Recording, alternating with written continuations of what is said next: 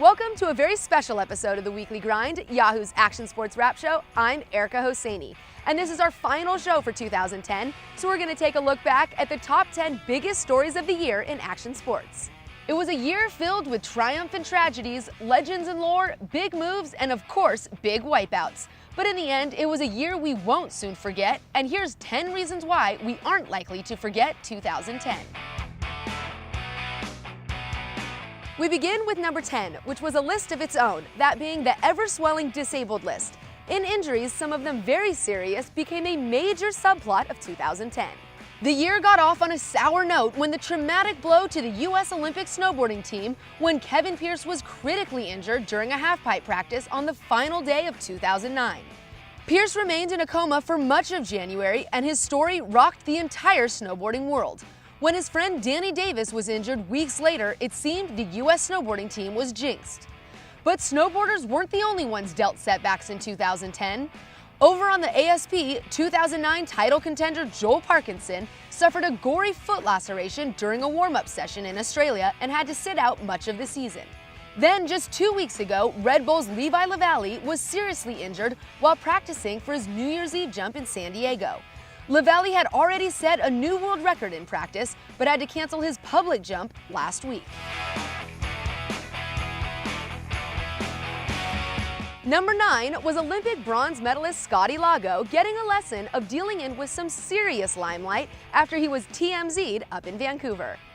After sharing the podium in Vancouver with his teammate Shaun White, the bronze medalist at Vancouver caused a little stir when images of him luring in some ladies with his medal surfaced on the tabloid website TMZ. Sadly, the story took on a life of its own, and Lago had to flee Canada before the closing ceremony and forego much of the Vancouver celebration he deserved. But in the end, his rock star status in the sport, well, you might say it was enhanced by the whole ordeal because Scotty's gold in our book. Number 8 was South African surfing powerhouse Jordy Smith making a nation proud. In July, with the sound of vuvuzelas still blaring from the month-long World Cup rager, Jordy Smith kept his country's party going by winning the Billabong Pro at Jeffreys Bay. The win came on Nelson Mandela's birthday and was a fitting tribute to the leader who always favored sports. The win launched Smith to the number 1 spot in the ASP rankings and vaulted him into a national hero. Smith is now slated to meet with Mandela this year. Number 7 was the FMX Rider of the Year, Nate Adams. While many of his high-profile contemporaries are moving into new areas, Adams has been quietly dominating the FMX scene, making the podium twice at the X Games and dominating the Red Bull X Fighter Series for the second year in a row. In 2011, he has his eyes turned toward the Supercross Series. Coming in at number 6 was Rob Dyrdek's birthing attempt. The skate legend and MTV star helped recruit the world's best skaters for the new Street League Skateboarding Tour, which featured a groundbreaking new judging format, a ranking system, and some serious cash. But most importantly, it featured skating's biggest names, including Paul Rodriguez, Ryan Sheckler, and 3-time Maloof Money Cup winner Chris Cole. But in the end, it was a young gun by the name of Nyjah Huston who took the top spot.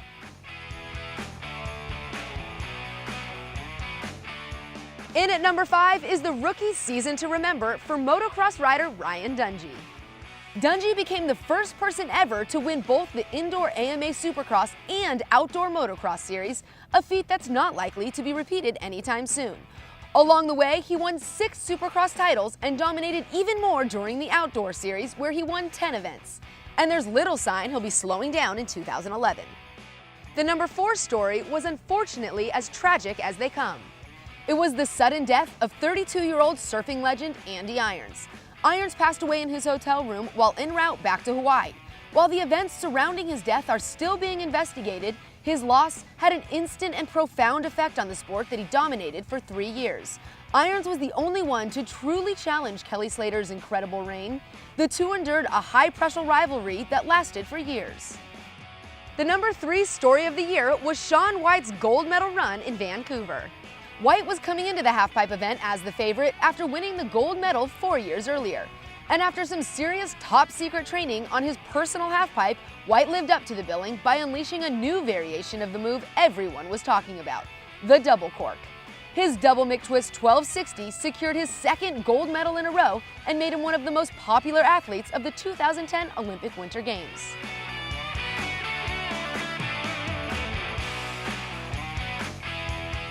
Our number 2 story of the year would be the adventures of Travis Pastrana.